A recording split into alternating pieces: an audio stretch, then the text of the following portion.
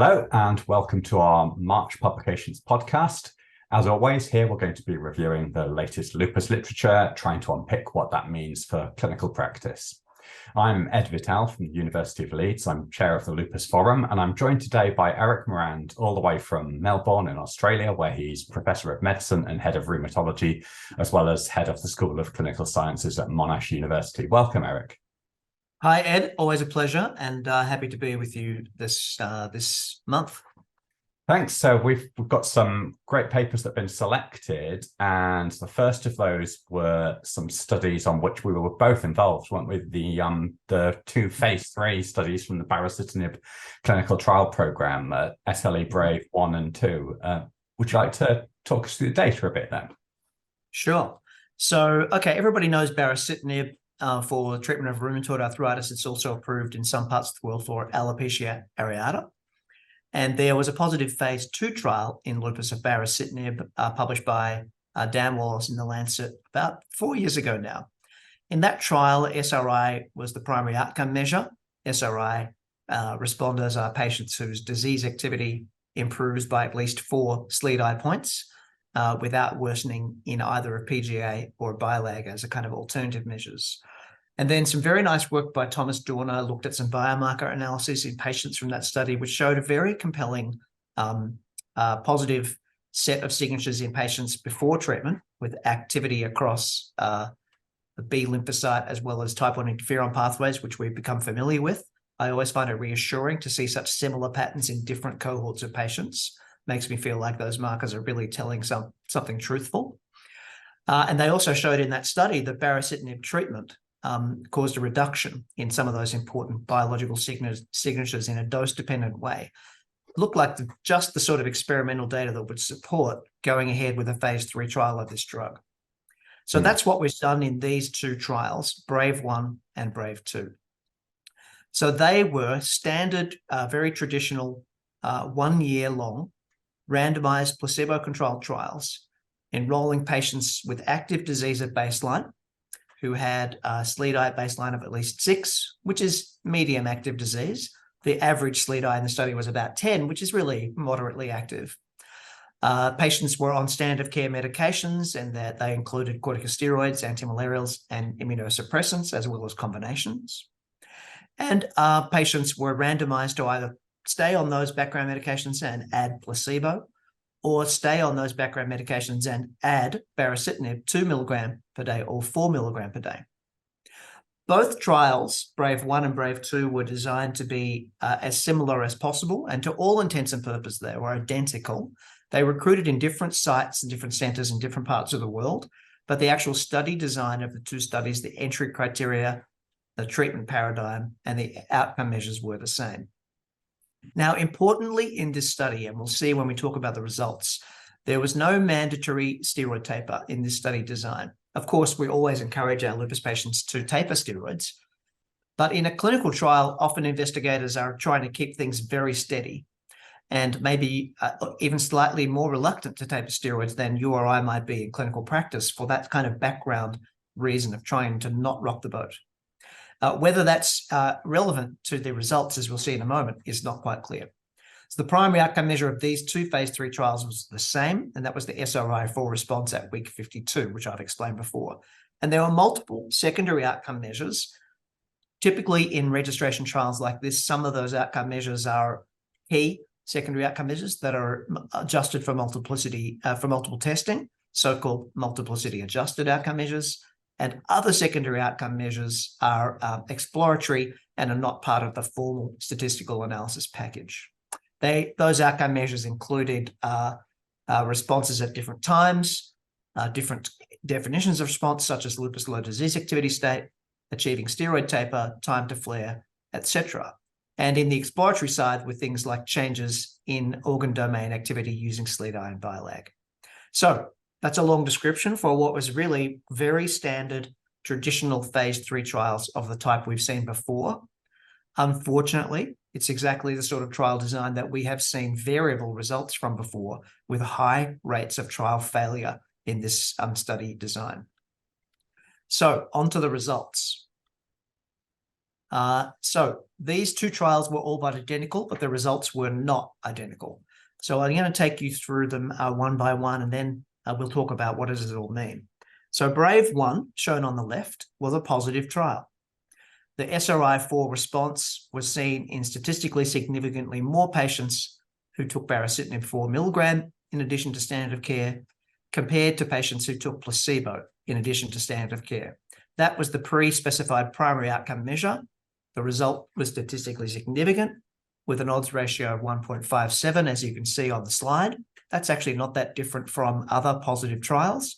So this is a positive trial. The difference you can see is not a very big difference. It's 57% compared to 46%. Trials of this size have sufficient statistical power to declare that as a positive result. Now, unfortunately, in the almost identical Brave 2 trial shown on the left, no such difference was seen. The SRI-4 response rate was 47% in baricitinib 4 milligram treated patients and 46% in placebo treated patients. And you can see obviously there that the odds ratios crossed 1, the p-values were not significant. So just on the primary endpoints, Ed, we've got a disparity with one positive trial and one negative. And we've gotten used to seeing this a bit. And in the TULIP program, for example, the primary outcome measure in TULIP 1 was also negative, but there was a compelling wagon of secondary outcome measures that were strongly positive, pointing the finger, at least in part, on the actual outcome measure rather than potentially on the drug. But in the case of the Brave studies, that was not the case. All the key secondary outcome measures that were multiplicity adjusted were negative in both Brave 1 and Brave 2. There was not a p-value to be found in those measures. And so the kind of weight of evidence for baricitinib efficacy remains at best ambiguous, with one positive trial and one negative trial, and a lack of a strong kind of set of layers of backup positive results. That's different to the results in the TULIP study, which did have those backups, and also different to some positive recent phase 2 trials, such as those of deucravacitinib. Now, there were some other positive glimmers in Brave 1. When we looked at SLEDAI organ domains or BILAG organ domains, we could see improvements in baricitinib-treated patients compared to placebo in the musculoskeletal domain and the mucocutaneous domain, and that was for both SLEDAI and BILAG, suggesting it wasn't a measurement issue. So these were hints of probably what drove this SRI-4 response, improvements in musculoskeletal and mucocutaneous domain, but they were not in the key multiplicity-adjusted statistical analysis stack, so they're exploratory only. And as is probably known by everybody now, the development program for this drug in SLE has been formally discontinued. We will not see a registration of this drug for the treatment of lupus. And finally, just to talk about safety, it's very important. It's not on the slide here, but importantly, because lupus patients have a higher rates of infections because of the background treatment and also higher rates of VTE and cardiovascular events, they were carefully studied in this study. There was an increased rate of infection in baricitinib-treated patients, including some herpes zoster, but the rates were in line with previous studies in other diseases, and there was no signal in cardiovascular or VTE events. And this trial didn't exclude patients with antiphospholipid antibodies, for example. So that was reassuring from a safety point of view. However, that's of limited value, seeing we won't be using it for efficacy.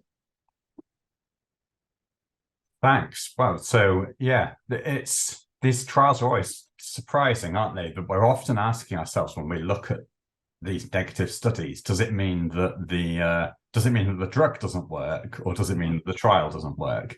And in this one, I'm in a bit of two minds, really. So RCTs obviously don't necessarily tell the truth, although we act like they do. But when you see two identical trials disagree with each other, you know that they can't both be telling the truth.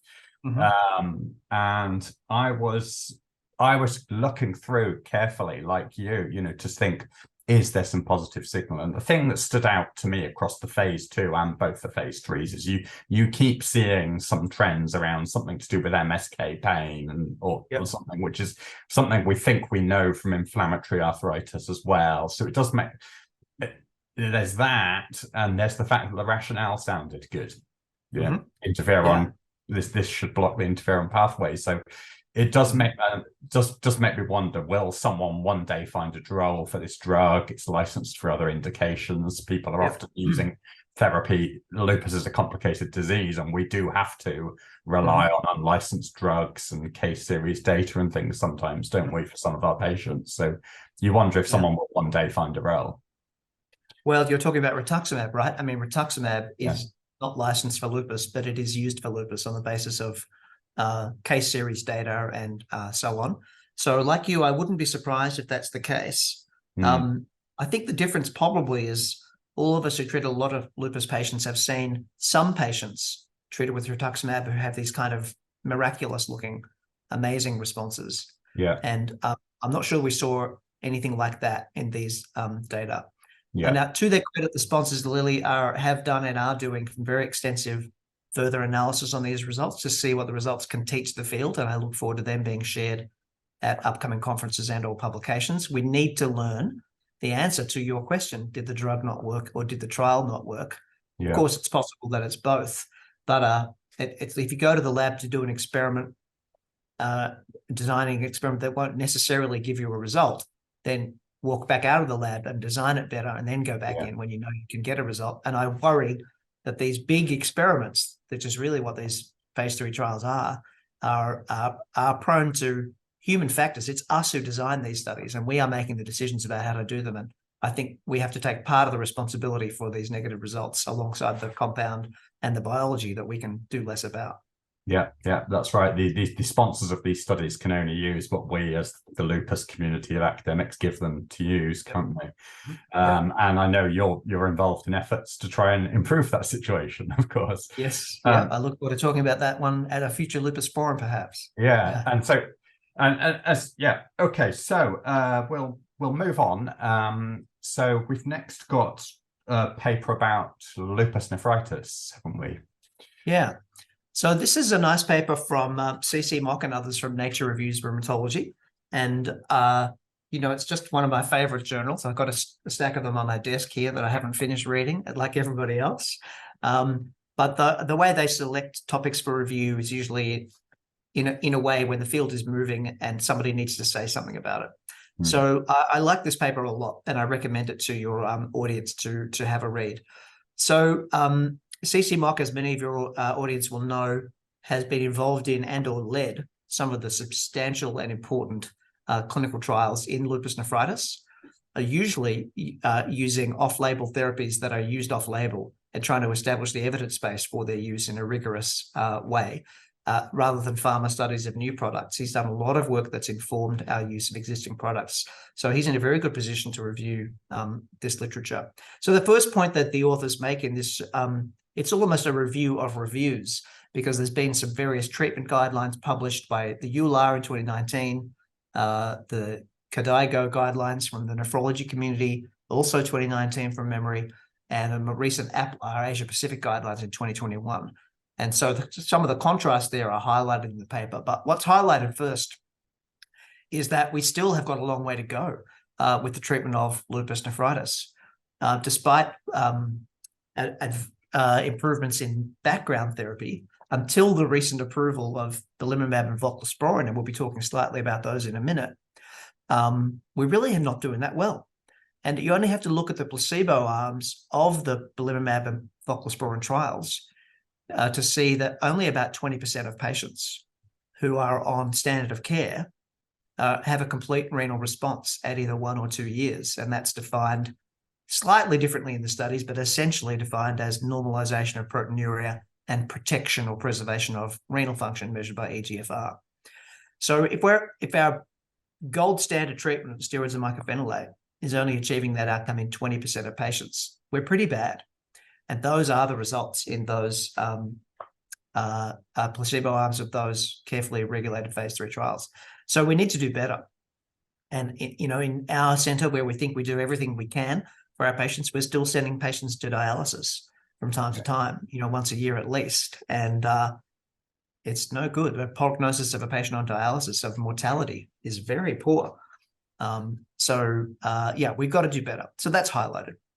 There was some discussion about differences between regions and ethnicities in terms of efficacy and tolerability of drugs. There's been some good discussion about potentially less tolerance of high doses of mycophenolate in patients of Asian ancestry. Here in Melbourne, we have 40% of the patients in our lupus clinic have Southeast Asian ancestry, China, Vietnam, Cambodia, etc. And we are guided by some of this evidence about being more cautious about high doses in those patients. There are, of course, different prevalence. Asian ethnicity patients are more likely to be serologically active and more likely to have lupus nephritis. Some studies suggest they're more likely to have a positive interferon signature too. So there are some differences in the phenotype and maybe in the biological endotype between ethnicities that we need to have a better understanding for. So then they go on and talk about some of the recent trials, and they review the results of those and how they might be deployed. For example, the approval of belimumab and voclosporin is washing around the world in terms of countries where that's being reimbursed. In many parts of Asia, these drugs may never be reimbursed because they're countries with who are basically have a lower GDP, lower total amount of money in the economy, and don't have nationalized health insurance systems. So the Asia-Pacific region still needs to have its own treatment guidelines based on what people can actually do. There's not much point recommending a drug that no one in your region can ever use. So they highlighted some of the differences in the treatment guidelines, including the recent Asia-Pac guidelines still recommending as first line the alternative of mycophenolate and cyclophosphamide, like other guidelines. But the cyclophosphamide dose that they recommend is actually what one might thought of as a slightly old-fashioned dose of 500 to 1,000 milligrams IV once a month, compared to the Euro lupus regimen of lower doses more frequently, which they recommend as a secondary option rather than as equivalent to mycophenolate. And that's an interesting regional difference. Like the other guidelines, they recommend a CNI for refractory patients, the addition of a CNI, and CCMOC has led many of the studies of tacrolimus, for example, and that's certainly been our practice here too. So I think the contrast of these guidelines was really helpful, and it's important for us in wealthy countries with access to reimbursed drugs for our patients to bear in mind our colleagues in areas of the world with high prevalence of disease, high severity of disease, but actually lower access to some of these agents. And I think it's important. Now, finally, they talked about a few emerging therapeutic options, including potential rituximab, belimumab combinations. I think evidence for those combinations in nephritis is currently not strong, and I think hard to advocate for on basis of evidence. Sometimes we need to try things out of the box because we run out of other options. And then they talk about the potential value of genetic fingerprinting, and I know Ed will be talking about that later in this podcast. I think the short summary of that is that there's still a lot to learn about precision medicine and diagnostic profiling in patients with nephritis to help select therapy. We're still doing renal biopsies on patients. We're sticking a needle into somebody's back and taking out a piece of tissue, and we're looking at under a light microscope.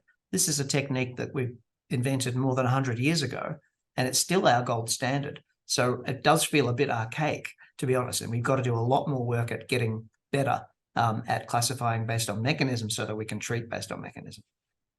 So, yeah, I really enjoyed this one too. I think I like you say, these are very authoritative reviews, well written. And I suppose the thing I was left thinking, just listening to what you said, was so we've got, mycophenolate and steroids has been standard therapy for a long time. Outcomes, we think they're okay, but when you really look at what they mean numerically, they aren't that great. We've got licensed things you can add to that. We've got unlicensed things to that we can add to that. Are the days when mycophenolate and steroids are considered standard of care for induction of lupus nephritis over? It's a great question, Ed. I don't have a yes/no answer for you, but I think it is a question that we should be discussing here at this forum and around the field. It is still the recommended standard of care in all the guidelines, and yet we know the outcomes are not that good. I think one of the problems is that the addition of something like a CNI, tacrolimus, adds a lot of complexity and some toxicity. of vocalosporin adds a lot of cost. What is the numbers needed to treat? And what is the price of that in either safety or actual dollars to achieve that outcome? How many patients do you end up treating who didn't need to be treated with that therapy with its downsides? And that sort of tempers my thinking a little bit. How many people will you be treating who didn't need it? I kind of like the idea of early threshold for escalation, a little bit like what we've done in rheumatoid for a long time. Maybe start with that standard therapy. Some people do go into remission on mycophenolate and prednisolone. How quickly should we escalate? I think maybe that's a fruitful area for exploration. Yeah, I was at the CORA meeting last week, the Controversies in Rheumatology meeting. They were having this debate: should everyone get combination therapies first line or not? And the case was put forward that maybe what you should do is have a look at 3 months and see if that, some people are doing great and can be left on their standard therapy. And then you've got a very early chance to intervene. Yeah. But I guess the thing that concerns me, I think, is a point they make quite well in this paper that's kind of on the slide, really, which is that it's whether what we see over the 1 year, 18-month duration of a trial, what does that tell us about what really matters? Because we're basically licensing drugs and comparing regimes based on a surrogate biomarker, which is proteinuria. And that's not what we're actually interested in. What we're interested in is whether we stop renal failure. And renal failure, the differences in renal failure might not be seen for decades, right? Because like all of us are gradually losing nephrons through our lives. And hopefully we won't get into a problematic zone until we're in our 80s or something like that. But if you experience a one-off flare of inflammation in your kidney that takes 6 months to get under control, and you're suddenly 20% close to that, then you've got problems that you're not going to know about for decades. But when they do occur, they're really going to matter. And so that's one of the challenges here, isn't it? Is whether the benefits of being more intensive may not be seen decades later. Or alternatively, you might say, oh, these drugs are just changing proteinuria, but the long-term outcomes, they don't make that much difference, and we don't know which it is. Well, I think for drugs that impact on podocyte function like CNIs, I think that is an important thing to bear in mind when we analyze the results looking at proteinuria. Yeah. I think I was actually talking to one of our clinician PhD students. I got my first nephrologist as a PhD student in lupus now, and we're going to be using our large Asia Pacific regional registry to actually look at some of these long-term outcome predictors. We have proteinuria data as a continuous variable on, hundreds and hundreds of patients who've been followed for, 3, 4, 5, 6 years in some cases. We're just about to dive into that and have a look at how much prognostic prediction can we do based on baseline characteristics, based on response to therapy. What does the response at 1 year tell us about 5 years from now? And I think big registries with a lot of statistical power might be able to tell us that, although that's just standard of care treatment. They haven't received these more modern interventions that, could create these better outcomes. So it'd be inferential rather than cause and effect, but I still think we need to do that work. Yeah.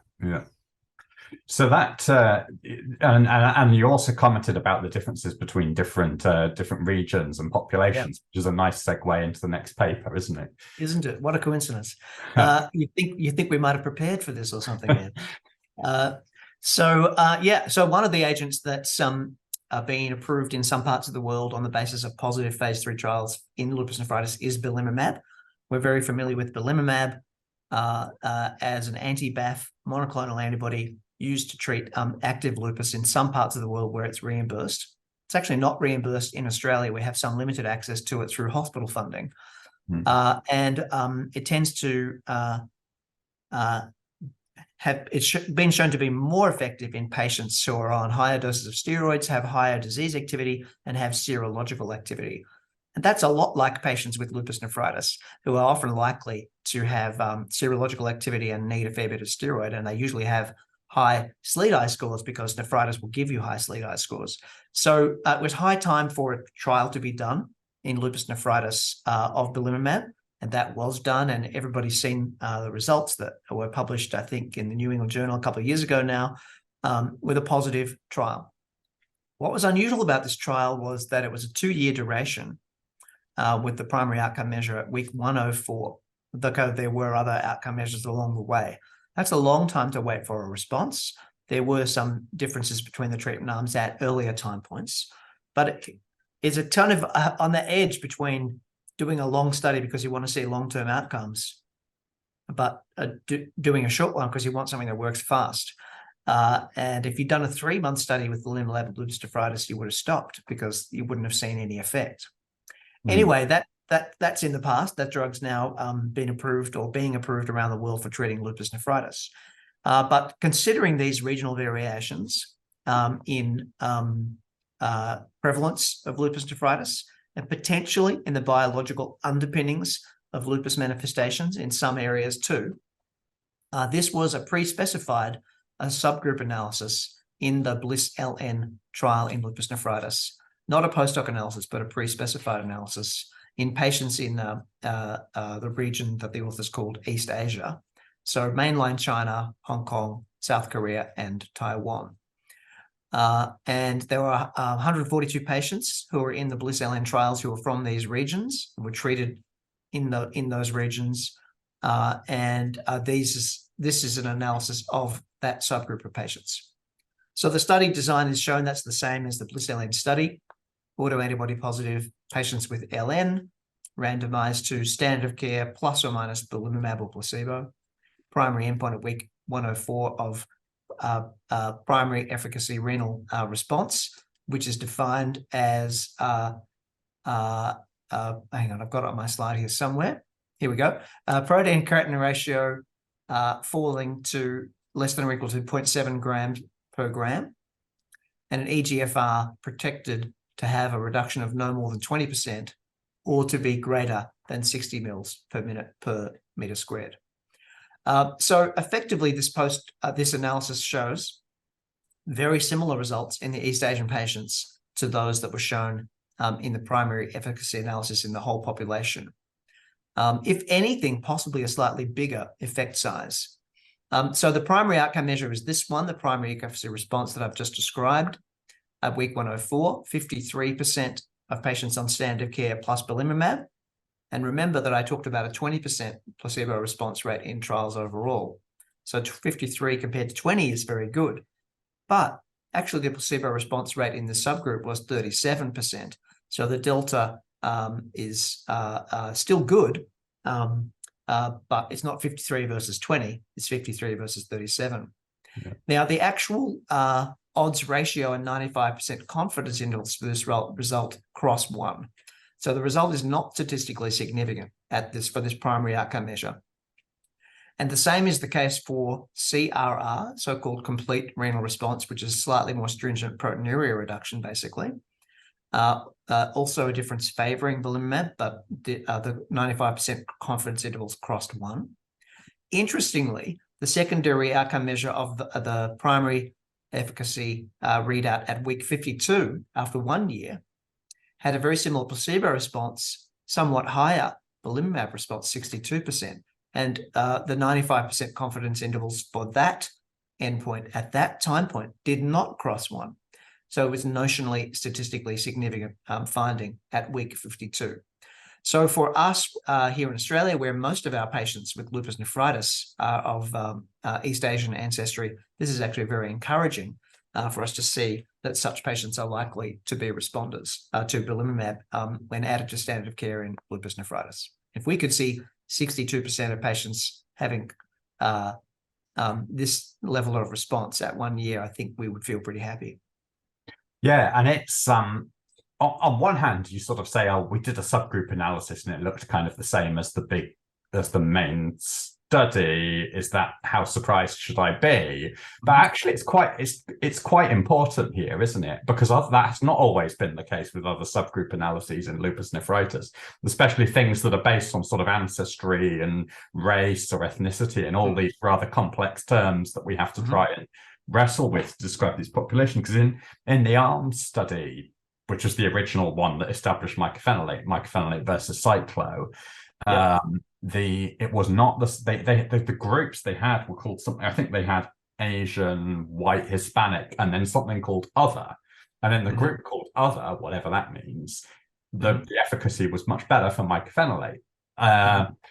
And in the belimumab studies for non-renal lupus, there was also this quite a complex signal, wasn't there, about Black patients? Yes. That it wasn't so clear whether it worked or not. But then actually, when you broke Black down into US or non-US, you got a completely different answer. Yep. So these things aren't guaranteed. And I sort of thought, after looking at this, I thought, well, we need lots more of this data, and we need much more granularity about what we're trying to describe, because I just sort of keep thinking that these terms aren't adequate. What does Asian mean to me is different. In my clinic, it means South Asian people from India, Pakistan, Bangladesh. And so these terms are very difficult to understand exactly what they refer to. Black means something very specific in the US that is not what it means in the rest of the world. And I keep thinking we don't actually have the language to ask the right questions, never mind to answer them. So, Ed, I was privileged to be at the end of last year at a small conference sponsored by the Lupus Research Alliance, where these questions of race, ancestry, and lupus was the topic of the conference. Having this conference in the US, with that strong and very justified focus on race as a health determinant, but importantly on the non-inherited aspects of race as a health determinant, which are incredibly powerful anywhere in the world, but certainly in the US, where unfortunately race may be linked to access to healthcare because of insurance, employment, and so on. And actually the medical effects of racism, because some individuals subjected to lifelong racism basically could be considered to have a lifelong post-traumatic stress disorder, which we know has profound effects on the immune system, including on lupus. So the end conclusion of that meeting, which was, I can't go into huge detail, but basically one of the conclusions was exactly what you just said. We need to find a universal set of terms to use to describe these populations. We observe them in our patients. They may or may not be inherited. They may or may not be actually related to the gene for skin color, for example, which is, the kind of the why that we should think of race as a social construct, because the gene for skin color is most unlikely to determine the outcome of lupus nephritis. However, it may be co-inherited with other things and other environmental influences that are important in totality. So one of the key outcomes was actually, let's put together a glossary that lupus researchers can use in trials, in cohort studies, etc., so that we're all actually talking about the same thing. And I think that's going to be an important step forward. We're not quite there. Here, the authors have used the term East Asian population. So it's people in East Asia. And now most of them almost certainly would have been of East Asian ancestry too. But that's not actually the name of the study. It's East Asian population. And there are other factors here, very different health systems in China and Taiwan, for example, very close to each other geographically, very different health systems. Hong Kong also very different. So there's a host of factors to be borne in mind. Yeah, and Japan's not there. Yeah. Okay, so we need lots more of that kind of data, really, to build up a more granular picture. Yeah, we do. And now, Ed, I'm going to turn the tables and interrogate you. Okay.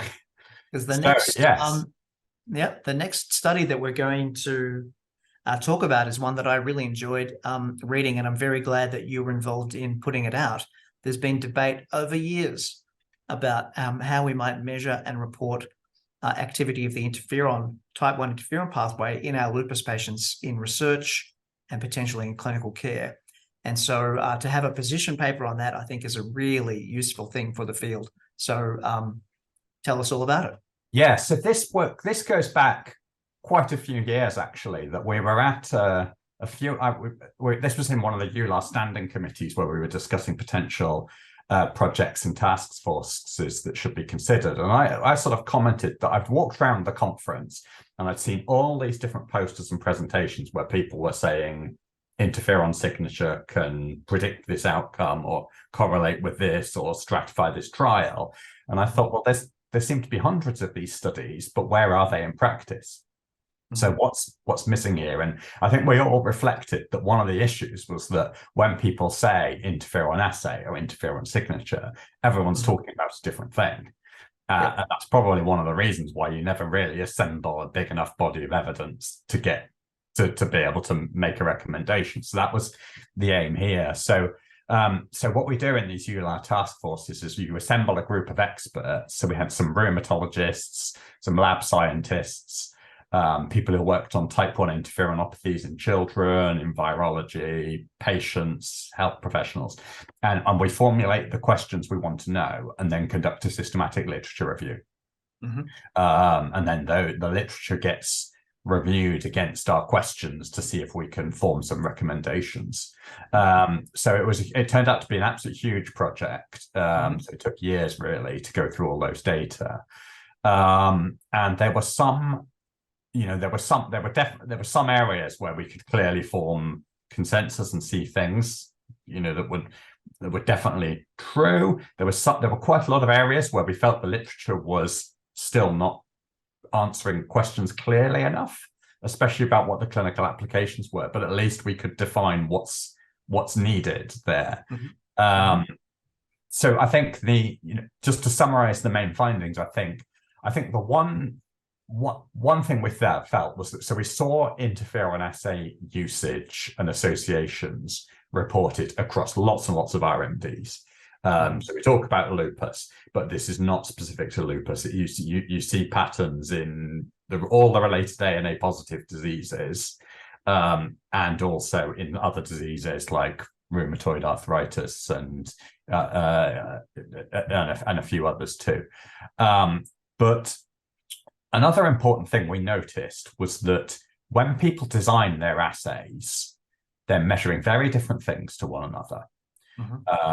And they're all important and different. So if you think of, we actually came up with a terminology that should be used to describe this field because we felt it was unclear enough. And we used the term interferon pathway activation to refer to what we're really talking about here.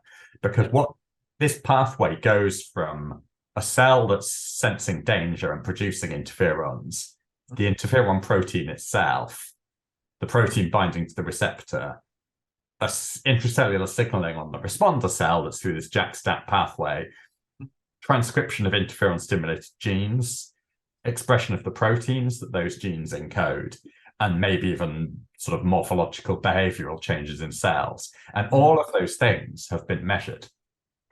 And people then say, okay, so what's the best one of those? What's the gold standard? And in the end, everyone got together and we all said, well, there isn't. It depends what you want to know. There isn't one, because some people have felt, especially when assays like Simoa are coming out, that, okay, if we could measure the interferon protein really, really accurately, isn't that truly the core of all of this?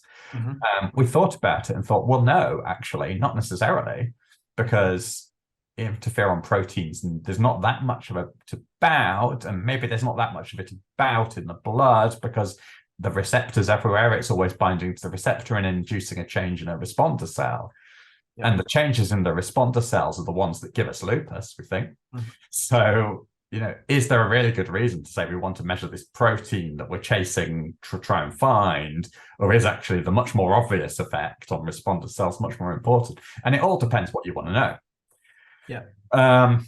So that was like one of our most important conclusions, is that the assays are all different. They all measure something else. Nothing measures the totality of the pathway. Which assay is appropriate depends on what you want to know, but you need to justify it. And there needs to be some explanation of why that's the right one. Yeah. So Ed, I thought this was a great and very timely piece of work. I've got two questions for you. One is, do you think there'll be any movement towards standardization, even of subsets of assays such as mRNA interferon gene signatures? And secondly, I'm really intrigued by the term points to consider, PTC. The whole goal here is not guidelines or rules, it's points to consider. So I'd really love to hear your thoughts on the selection of that kind of phraseology? Yeah, that's right. So, I mean, I guess to the first part is, so is there a clinical role, or is there a path through to change in practice here? And I think the discussion, we've had a lot of discussions about what's the future direction. Our sort of feeling is you want to take one of the best validated assays, to the ones with the most data of the gene expression assays, and within that you can come down to what seem to be the best and most important features. And then probably one of the most critical clinical questions, like, for example, making a clear diagnosis of lupus in the first place, which we know can be, for example, take one of the best questions and design one really robust study that will kind of answer that question. So I think that still needs to be done before we can say you use something in the clinic. Yeah. The bit that's closest, sorry. No, go ahead, Ed. The bit that's closest to the clinic is, of course, treating with anifrolumab. That's where we got the strongest data, because we've got interferon signature data on the phase 3 trials showing a better response. But I think there's still some questions about how important that really is. You know, if you really know your patient's active, you know they seem to be appropriate for the therapy in other ways. Is the data so strong that you deny them a therapy based on their interferon signature? And I think the conclusion is no. The data is not so strong that you would deny them a therapy. Yeah. The other thing I think it's interesting about anifrolumab is, because, just to remind your readers, because it's an antibody against the type 1 interferon receptor, there are many, many members of the type 1 interferon ligand family. Only one receptor, they're actually classified by the use of that receptor. So by blocking the receptor, you do block all of them. So in terms of understanding what is interferon doing in my patient, you certainly have the chance to completely block it and see what happens. And I'm interested in those kinds of studies too, which is slightly different to this measurement thing that you've gone after here, but maybe it sits in parallel. And then we've got things which block it slightly less completely, like anti-interferon alpha antibodies, for example, or things that block signaling, but also block the signaling of other things. Deucravacitinib, for example, blocks the interferon receptor, but it blocks several other things too. So complicated.